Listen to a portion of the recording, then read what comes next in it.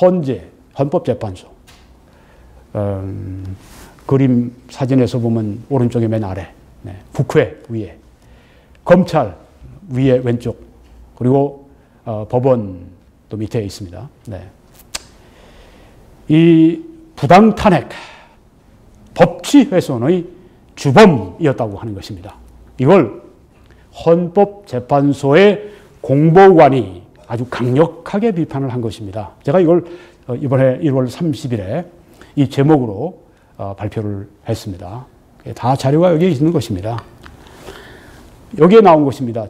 조선일보에 나왔는데 최보식이 만난 사람 탄핵 소추 의결서는 부실했다. 박 대통령과 공모라는 검찰의 최순실 공소장뿐. 1월 29일 기사입니다. 이분은 그 헌법재판소에 그 당시에 박 대통령 탄핵 그 문제를 재판할 때 그 당시에 총괄연구부장 및 공보관이었습니다. 그러니까 헌법재판소의 입이었었습니다. 대변인이었었습니다. 배보윤 변호사. 26년 동안 헌법재판소에 근무하면서 아주 정통 헌법연구관으로 널리 알려진 그런 분입니다.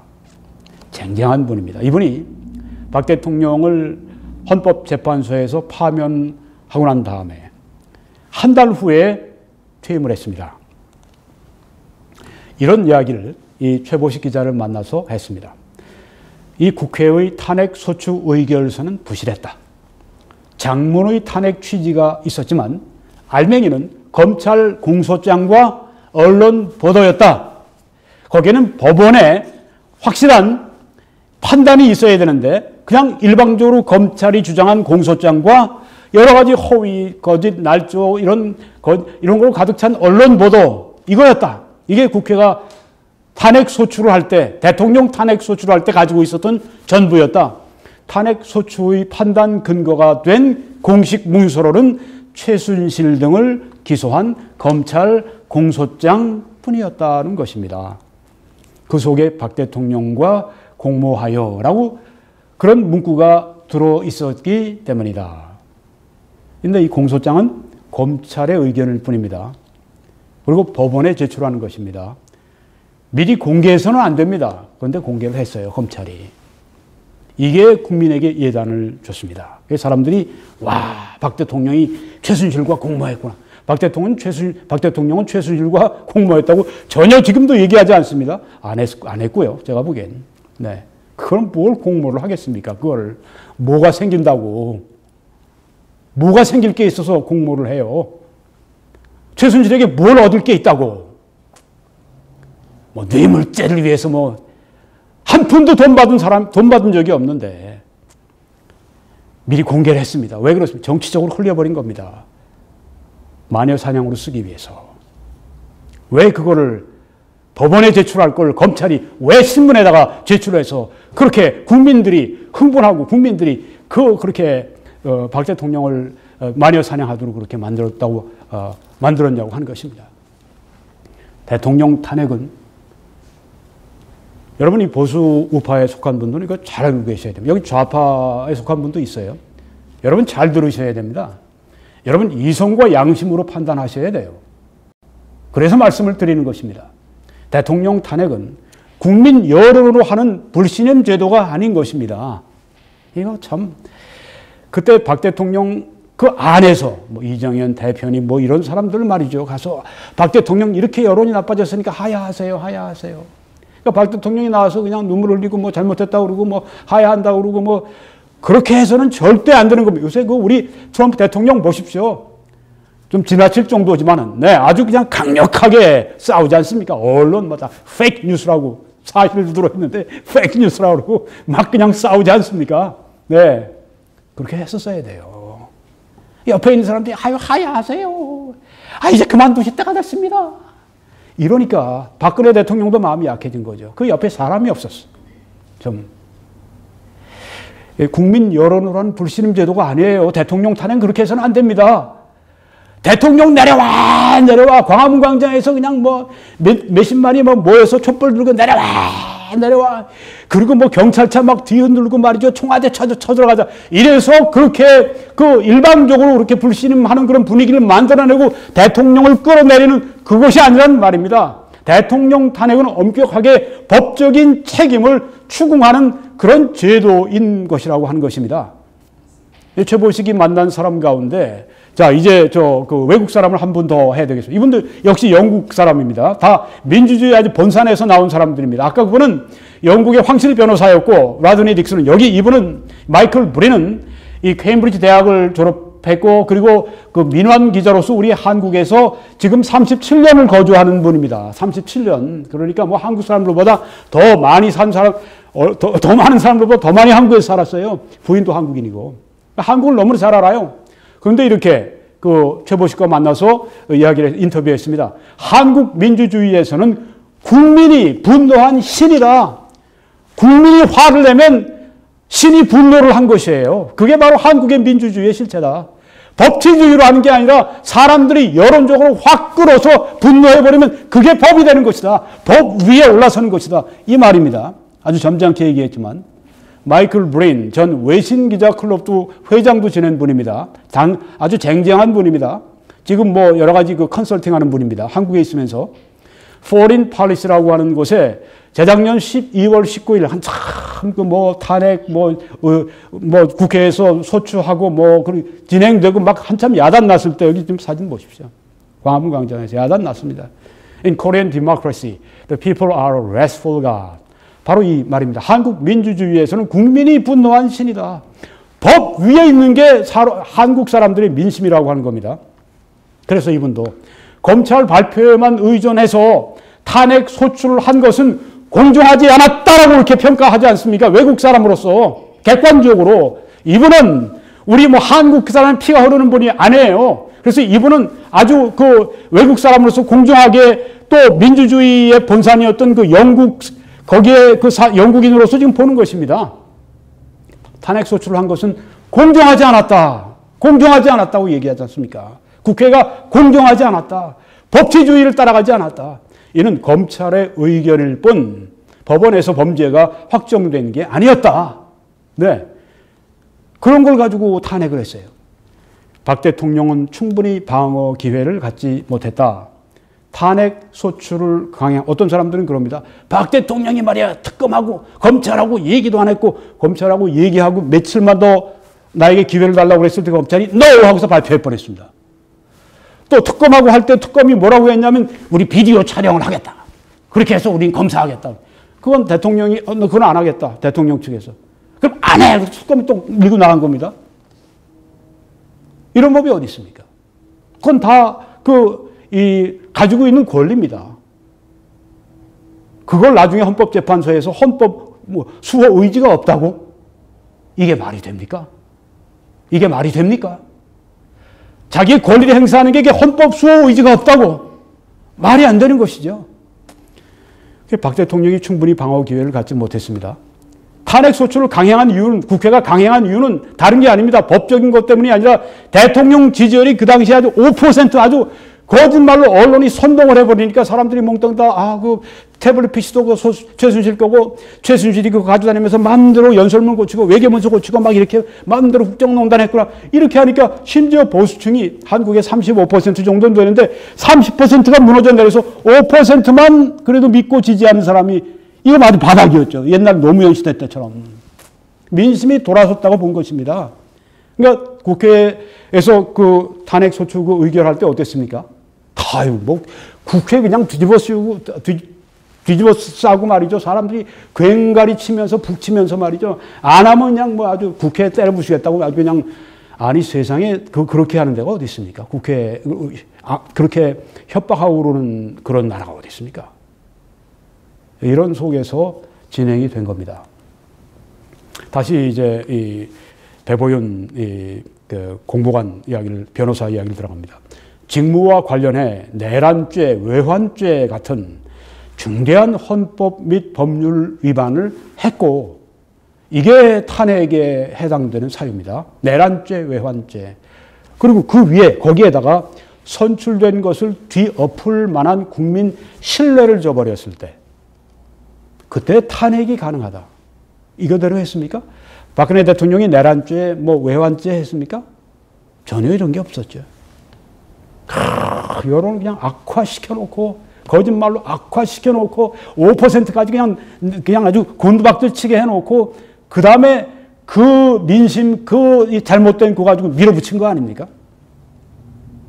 국회의 소추는 법적인 책임과 불신임을 혼동해서 진행됐다. 백성이 5%밖에 그렇게 지지하지 않는데 왜 당신이 대통령을 하려고 그래? 그거 여론재판한 것이죠. 지금 그 얘기하는 것입니다.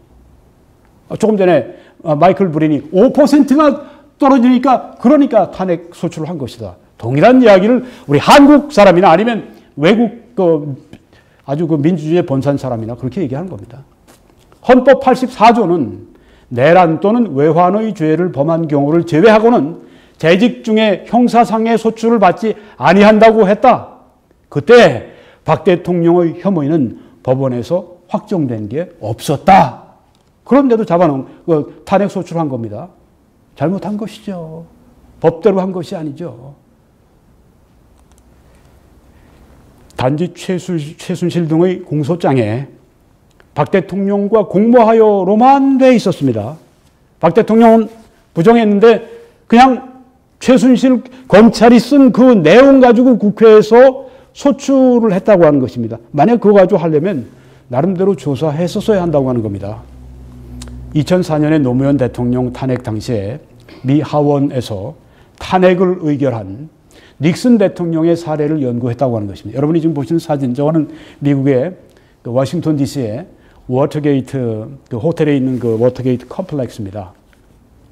여기에서 이제 사건이 있었던 거죠. 그것 때문에 닉슨 대통령 탄핵으로 하게 됐는데, 그 탄핵 소추 의결서는 300쪽이 훨씬 넘었고, 여기 민주당 그 당시 선대본부에 괴한이 침입해서 거기에서 이렇게 문제가 침입하고 정보를 빼가고 이런 문제 때문에 이제 문제가 됐는데, 닉슨 대통령이 그 일을 한 건 아니고, 그 일을 하라고 지시한 건 아니고, 바로 그것을 밝히는 과정에서 닉슨 대통령이 좀 이제 이렇게 저지를 했죠. 그것 때문에 탄핵이 된 겁니다. 그 탄핵 소추 의결서는 300쪽이 훨씬 넘었습니다. 이 미국의 의회 하원에서 한 것은, 하원에서 자체 조사한 증거들과 개별 의원들의 의견이 다 담겨 있었습니다.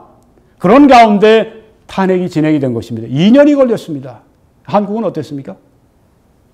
불과 한 달 반, JTBC 보도하고 난 다음에 불과 한 달 반 만에 12월 9일 날 국회에서 탄핵 소추했습니다. 이게 말이 됩니까? 정말 창피한 일입니다. 국제적으로. 한국민의 수치입니다. 이걸 또 이렇게 얘기합니다. 이 기자가. 민심의 이런 요구가 정당하지 않은가. 빨리빨리 해서 국정 공백이 생기지 않도록 그렇게 빨리빨리 하는 게 그게 정당한 요구가 아니냐. 그러니까 마이클 브린이 닉슨 대통령의 사임을 불러온 워터게이트 사건의 경우 조사 기간이 2년 걸렸다. 이렇게 얘기를 했습니다. 좀 정신 좀 차려라 한국인들아. 이 얘기를 하고 있는 겁니다. 45일 만에 그거 검찰 공소장 하나 가지고 그 다음에 또 여러 가지 잘못된 이 언론 보도 가지고 그 국회에서 소추를 해. 이 사람들아. 닉슨 대통령 경우에 2년 걸려서 조사만 이렇게 지금 얘기를 하는 것입니다. 정신 차려라 한국 사람들아. 이렇게 얘기하는 겁니다. 한국에서는 국회의 탄핵안 소추까지 너무 빠르게 진행됐다. 국회가 민심의 압박에 못 이긴 것이다. 법치로 한 것이 아닙니다. 한국에서는 군중의 감정이 일정한 선을 넘어서면 강력한 야수로 돌변해서 법치를 완전히 붕괴시켜버린다. 이게 바로 우리가 지금 안에서 보수가 얘기하지만 이걸 바로 지금 얘기하는 사람이 마이클 브린이 제일 먼저 얘기하지 않았습니까? 그때 외국 유명한 포린 팔리스의 기고를 하면서 민심이 너무 강해서 때로는 법 제도를 붕괴시키는 것 같다. 이런 다른 민주주의 국가에서는 좀처럼 볼 수 없는 현상이다. 이게 이상한 민주주의를 지금 하고 있다는 겁니다. 한국에서. 정부나 입법, 사법기관 등도 민심에 반한 결정을 할 수가 없습니다. 여론재판할 수밖에 없어요. 소수나 약자가 법에 의해 정상적으로 보호받기가 어렵다. 이렇게 바로 마이클 브린이 외국인이 지금 이렇게 말을 하고 있습니다. 민주주의 본산에서 나온 사람이. 국가는 국민이 뽑은 대표자와 임명 공직자들 공정한 법 시스템으로 운영되는 것이다. 우리에게 지금 한 수 정도가 아니라 10수를 가르쳐주고 있는 겁니다. 왜 국민이 그냥 화끈해서 그냥 그렇게 분노에 찬 함성으로 해서 대통령 갈아치워 하면 갈아치는 그게 아니라고 하는 것이죠. 엄정하게 국회에서 조사해보고 그렇게 토론해보고 그런 시간을 충분히 갖고 법원에서 증거도 가지고 이렇게 해서 차례차례 법률의 절차를 밟아서 해야 되는데 그게 쌍그리 이번에 아주 무시가 됐던 것입니다. 빨리빨리가 이런 게 좋은 게 아닙니다. 법을 위반하는 것입니다. 이게 일상화되어 있습니다. 한국인들에게.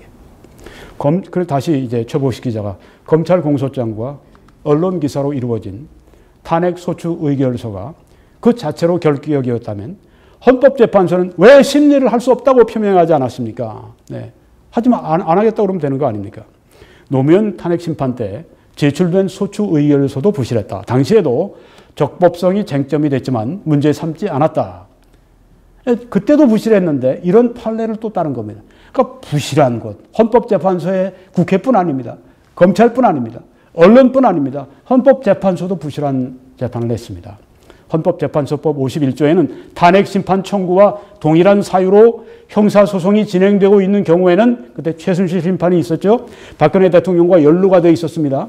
그럴 때는 재판부는 심판 절차를 정지할 수 있다고 나와 있다. 헌법재판소에 그렇게 해야만 했습니다. 그런데 편법을 쓴 겁니다. 하지만 헌재 재판관들은 그것은 공범자에 대한 형사재판이고 본인에 대한 재판이 아니므로 자, 여기 공범자에 대한 그것이 여기 대통령, 박 대통령과 함께 이렇게 섞여 있으면 공범자만 하는 것이 아니라 본인에 대한 재판도 함께 지금 여기에 연루가 되어 있는 것입니다. 여기에서 본인, 박 대통령은 빼고 공범자 최순실만, 그것만 딱 잡고 이것이라고 얘기한 것입니다. 헌법재판소가 잘못한 것입니다. 정치사유가 아니라고 계속 재판을 진행했습니다. 처음부터 단추가 그렇게 끼워져서 혼동된 상태에서 재판이 진행됐다. 이렇게 바로 헌법재판소 당시 공보관이 지금 증언하고 있지 않습니까? 신속한 재판의 압력을 받아왔다. 그때도 뭐 만약에 탄핵 기각되면 혁명이 일어난다, 피 흘린다, 뭐 이런 얘기로 막 협박하고 위협하지 않았습니까? 가는 데마다 협박해요. 국회도 협박하고, 언론기관도 협박하고, 헌재도 협박하고, 계속 협박합니다. 청와대도 협박하고. 어떻게 이렇게 나라가 운영이 될 수가 있습니까? 이게 어떻게 대의 민주주의입니까? 신속한 재판의 압박을 이 헌법재판소가 받았습니다. 재판에서는 증거가 중요합니다. 수사 기록에 나온 증거들은 법정에서 피고인이 부정하면 채택되지 않습니다. 박근혜 대통령은 그 모든 수사 기록에 나온 그걸 다 부정했습니다. 그러면 헌법재판소에서 그걸 증거로 채택하면 안 됩니다. 그리고 헌법재판소, 법정에서 증거 능력을 따로 심리해야 하는 것이다. 하지만 헌법재판부는 탄핵 재판은 징계 재판의 성격이기 때문에 형사재판처럼 엄격한 증거가 아니라 완화된 증거 채택으로 가겠다고 했습니다. 이게 문제입니다. 또 부실하게 했던 것입니다. 여기에 박근혜 대통령 그 당시 변호인들이 어처구니 없게 여기에 또 동의를 한 것입니다. 참 잘못한 것입니다. 변호인이 입회에 작성됐거나 신뢰할 수 있는 정황에서 작성됐다고 볼 수 있으면 증거로 받아들인 것이에요. 완화된 것, 약화된 것, 물탄 것, 네, 이런 것들을 받아들인 것입니다. 이는 신속한 재판에는 도움이 됐지만, 네, 빨리 그것도 재판을 어떻게 그렇게 합니까? 헌재의 입이었던 당신의 공보관이었으니까 당신의 견해는 재판부와 다른 것 같은데 재판부 판결이 났고 존중해야 되겠지만 이렇게 하면서 토를 달고 이 점에 대해서 나는 다른 입장을 갖고 있다. 그래서 그 파면 결정, 박 대통령 파면 결정을 헌법재판소가 하고 나서 한 달 만에 나와버렸어요, 이분이. 이렇게 얘기합니다. 탄핵 재판은 징계 재판의 성격이 있지만 국민 선출로 임기가 보장된 대통령을 물론 처음으로 한국에서 과반수 이상 득표해서 대통령이 된 사람이 박근혜 대통령입니다. 그렇게 선출된 그 임기가 보장된 대통령을 물러나게 하는 재판이기 때문에 징계 재판의 성격이 있을지라도 더 엄격한 사실 증거를 채택해야 한다고 봤다. 맞지요. 맞고 말고요. 엄격하게 해야죠. 대통령 이거 중대한 문제, 탄핵 문제니까. 최순실 등의 공소장에 박 대통령과 공모하여라고 나오지만 이에 대해 박 대통령이 직접 진술한 적이 없으므로 증거 채택에 좀 더 엄격했어야 했다. 바른 말입니다. 그럼 언론에서도 기자가 물어봅니다. 대통령 직무정지로 인한 국정 운영 공백을 막기 위해서 재판을 신속하게 진행해야 한다는 주장을 할 수밖에 없었습니다. 그러니까 이 공보관이 재판은 절차가 중요한 겁니다. 그 당시 헌법재판소 박근혜 대통령 탄핵 재판할 때 당시 매일 출근했는데 일주일에 두세 번 재판이 열렸고 보통 2주일에 한 번 열리는 게 정상이랍니다. 일주일에 두세 번 재판이 열렸고 밤늦게까지 그 헌법재판소도 그걸 했습니다. 이 중대한 재판을 그렇게 해서 되겠습니까? 그것도 아주 완화된 그 증거 채택을 하면서 그냥 막 밀어붙였습니다. 압박을 받으니까, 정권으로 압박을 받고 민심으로 압박을 받고 그러니까 이 헌법재판소가 제대로 기능을 작동을 하지 않은 것입니다. 국회가 그랬던 것처럼 국회에 그때 그 45일 만에 그 허술한 검찰의 공소장과 그 거짓투성이의 그 언론 보도를 가지고 그걸 탄핵을 소추했으니 거기에 특별히 그 자유한국당, 지금 자유한국당 가운데 탄핵을 찬성한 그 사람들이 진짜 문제입니다.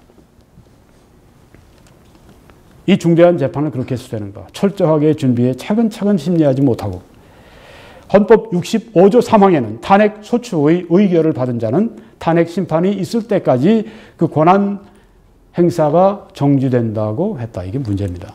이는 결과를 선취하는 가처분 조항이다.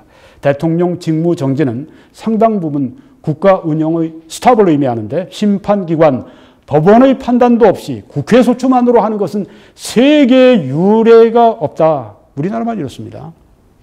이 조항은 꼭 개정돼야 한다. 닉슨은 미국 하원에서 탄핵 소추됐지만 직무를 계속해 오다가 1년쯤 지나서 일반 법원에서 유죄가 나올 것 같으니까 그때 사퇴했다고 하는 것입니다. 소추해놓고 그냥 가둬버려요. 이 청와대에. 이런 헌법이 세계 한국에만 있다고 하는 것입니다. 국회의 기능을 너무 키운 겁니다. 박한철 헌재소장은 주요 쟁점을 다루는 재판은 생중계하자는 생각을 갖고 있었다. 재판관 전체 회의에서 선거 때만 방송하는 걸로 결론이 났지만 대통령 탄핵은 나라의 현재와 미래가 달려있는 문제였다. 그래서 이것을 신중하게 했어야 한다고 하는 것이죠. 헌법재판소는 정치적 사법기관이라고 정의하고 있는데 이렇게 물어보니까 정치적 판단을 해서 그런 것이 아니라 재판 대상이 정치이기 때문이다. 헌법재판소는 정치 재판하는 데가 아니라 정치적인 그런 그 사안을 가지고 재판하는 것이다. 사안이 정치적인 것이지 법적인 판단을 하는 것이다. 이걸 헌법재판소에서도 몰랐어요. 아니면 적용하지 않았습니다. 형사재판은 불구속 재판이 원칙이다. 지금이 조선시대냐? 잡아놓는 식으로 해결해서는 안 된다. 재판을 일주일에 4번, 밤 10시까지 했던 것은 말이 안 된다. 재판을 왜 정치 일정에 맞추는가? 이거 아주 바른 소리죠. 2주일에 한 번 해야 적당한 것인데, 정상인데, 이걸 뭐 하루에 10시간, 12시간, 뭐 일주일에 4, 5번을 그렇게 했으니, 박근혜 대통령. 헌법재판소 재판 절차에서 법치주의가 훼손되는 걸 봤다. 그 뒤 탄핵으로 물러난 박 전 대통령에 대한 형사재판에서도 그런 절차가 무시됐다.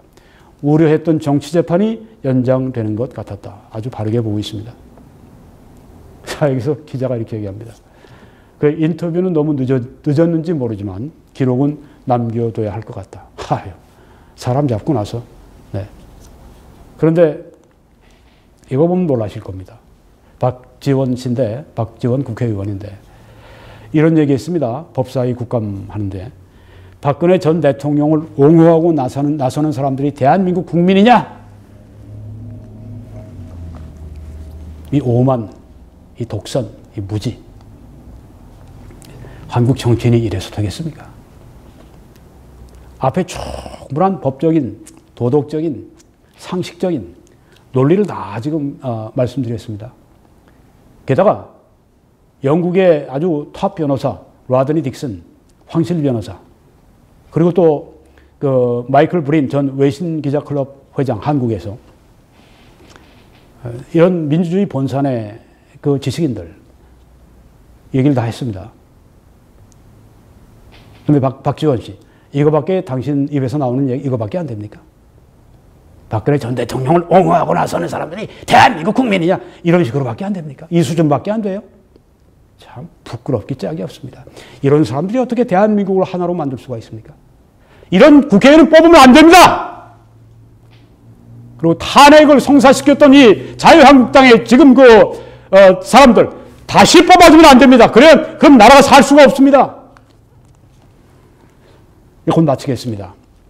마이클 브린의 이야기를 조금 더 합니다. 한국에서는 군중의 감정이 일정한 선을 넘어서면 강력한 야수로 돌변해서 법치를 붕괴시킨다. 한국인은 이를 민심이라고 부른다. 민주주의 한국적 개념은 국민을 맨 위에 놓는다. 법이 아니라 민심이 올라가 있습니다. 법치를 바탕으로 한 민주주의에 살던 사람들은, 자기 같은 사람들은 이런 개념을 실제 유효한 것으로 체험하고 받아들이기 어렵다. 한국 민주주의, 민주주의 아니라는 얘기입니다. 다른 민주주의 국가에서는 군중 집회가 소통의 수단이지, 광화문, 촛불, 소통의 수단이지, 막강한 힘을 행사해서 법 제도를 지배하는 상황까지는 가지 않는다. 정부나 입법, 사법기관 등도 민심에 관한 결정을 할 수가 없게 만드는 게 이게 한국 민주주의고, 소수나 약자가 법에 의해 정상적으로 보호받기가 어렵다. 대통령이 이러니 일반인들은 어떻겠습니까? 이게 바로 한국의 현실이라고 하는 것입니다. 이런 현실로 지금 사람들이 만들어가고 있어요. 지금 보니까 우리 한미 군사연합훈련 보니까요, 30대, 40대, 50대가 다 찬성이더라고요. 절반 이상이. 놀랍습니다. 이게 문재인 정권만의 문제가 아니에요. 한국 전체가 다 이렇게 아주 전체주의적이고 여론재판하고 인민재판하고 이런 식으로 아주 북쪽의 전체주의적인 그런 중국이나 러시아의 전체적인 그런 문화로 자꾸만 흘러가고 있어요. 참 큰일입니다. 울고 개탄해야 될 일입니다. 국가는 국민이 뽑은 대표자와 임명공직자들, 공정한 법 시스템으로 운영되는 것이다. 이렇게 아주 그냥 일가를 하고 있지 않습니까? 성경에는 의를 상 주시고 죄를 벌하시는 의로우신 하나님이 있습니다. 그는 반석이시니 그가 하신 일이 완전하고 그의 모든 길이 정의롭고 진실하고 부당함이 없으신 하나님이시니 공의로우시고 정의로우시다. 이렇기 때문에 우리가 하나님을 믿고 따를 수 있지 않겠습니까? 또 이런 하나님을 우리가 본받아야 되지 않겠습니까? 그는 권능이 크시고 판결과 풍성한 공의에 있어서 공의도 아주 풍성하십니다. 탁월하시며 억압하지 않으심이니라.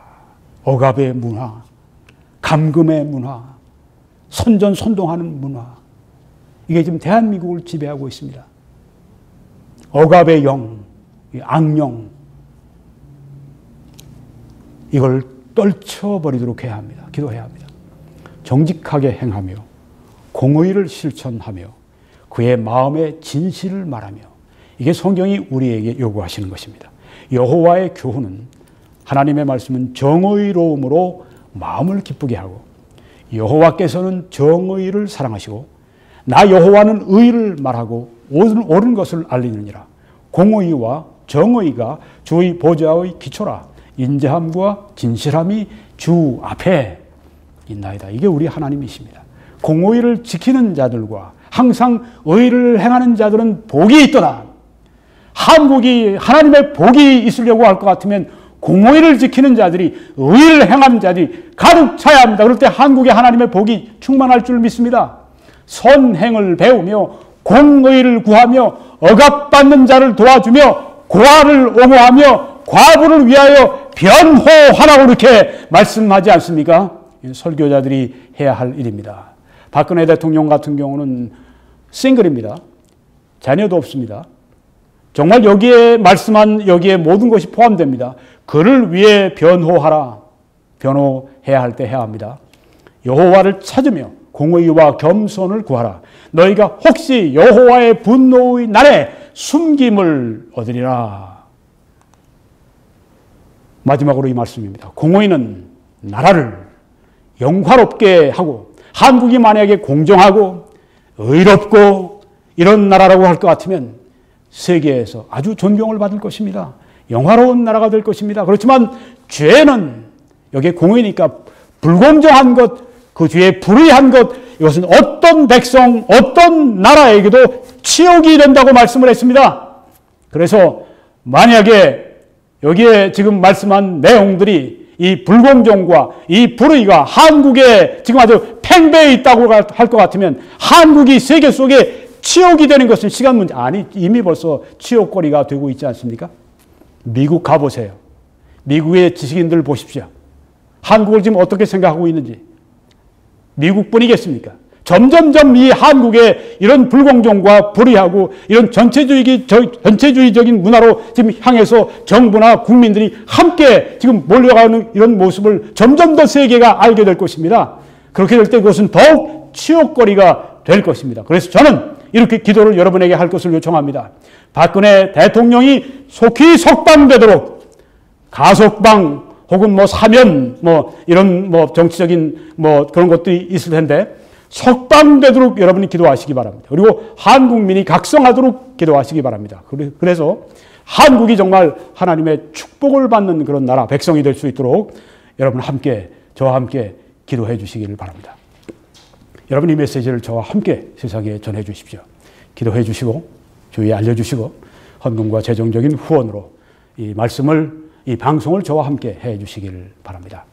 해외에서는 페이펠 위에 사용해 주시고 국내 한국에서는 밑에 정보를 활용해 주십시오. 그리고 미국 캐나다에서는 이 www.21church.com 들어오셔서 밑에 저기 보이시는 후원을 클릭하시면 일반 은행을 통해서 저희를 도우시고 함께 이 방송을 여러분이 실제로 하시는 효과, 실제로 하시는 그런 일이 될 수가 있습니다. 하나님의 크신 축복이 신실하신 여러분들과 함께 하시기를 간절히 기도합니다. 저는 매주일 오후 2시에 밴쿠버 필그림 교회에서 설교하고 예배를 인도합니다. 예배를 마치면 곧 우리 애국보수 시민 시국 자담회가 열리게 됩니다. 여러분을 초대합니다. 서리에 저희들이 위치해 있고 저기 주소를 참조해 주셔서 주일 오후 2시 이전에 참여해 주시면 대단히 감사하겠습니다. 하나님의 크신 축복이 여러분들과 온 세계의 한인들에게 넘치기를 간절히 기도합니다.